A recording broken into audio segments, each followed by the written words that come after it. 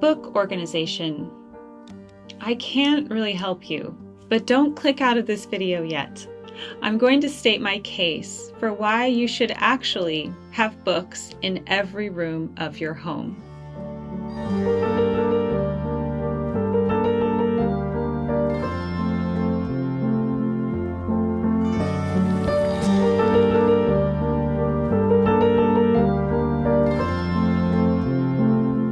Welcome back to the Daily Connoisseur. Mega Motivation continues this month as we look at books and magazines. How should we store these in our homes? What should we keep and what should we get rid of? I'm leaving a playlist down below. Be sure to check it out so you can see how all of the other lovely YouTubers handle this very individual issue. Okay. So you're probably talking to the wrong person for this subject because, as you know, I am an author. And I think if you talk to any author in the world, we will all be of the same mind. You should have lots of books. You should have them in every room, and they should be everywhere. That's certainly the case in our house. Books are in all of the bedrooms, the living areas, the kitchen, the schoolroom, our offices. I think the only place we don't have books are in the bathrooms and the dining room. Although I keep books in my bathroom because I like to read in the bath. And yes, I have dropped my books in the bath. Oops. Also, you will frequently find a stack of books I've been looking through on the dining room table. So scratch that. We do have books in every room. But I'm here to tell you that that's okay.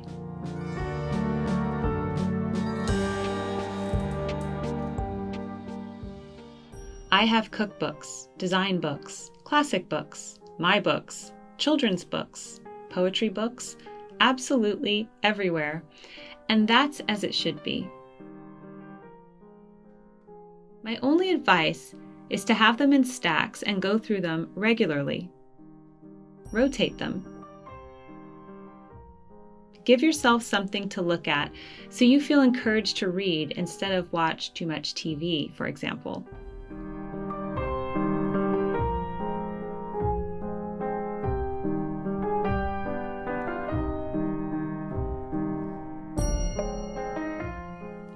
Regarding magazines, only display your favorites. My favorite is Victoria magazine, of course, and I have many of my editions out dating back to the 90s, for example. Those are always fun to flip through. You want to avoid having too many magazines out everywhere. Make sure the ones you do have are edifying and interesting to you. If you have a stack of celebrity gossip magazines, for example, and you don't know why, recycle them and get rid of them.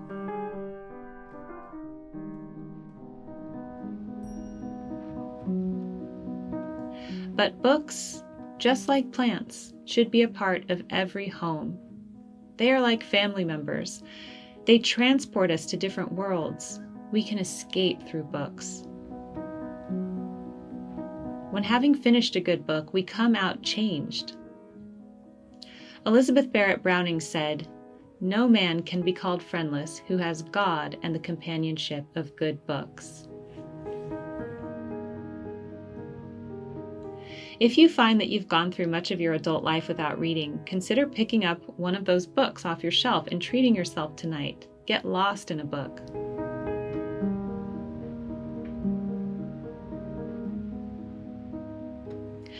So in my world, books should be stacked on nearby tables, on nightstands, on countertops, mantelpieces, and of course, bookshelves. If you're a major minimalist and don't like that look, that's okay. We all have different styles. And I find most people like to be surrounded with something.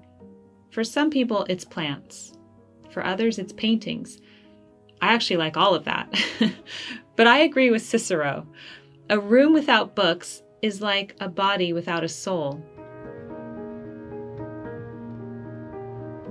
So think about this video as permission for you to indulge in keeping your books.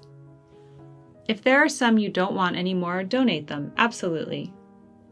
But books add beauty and soul to a room and invite you to pick them up. They add character to your life, and time spent with a good book will never be wasted.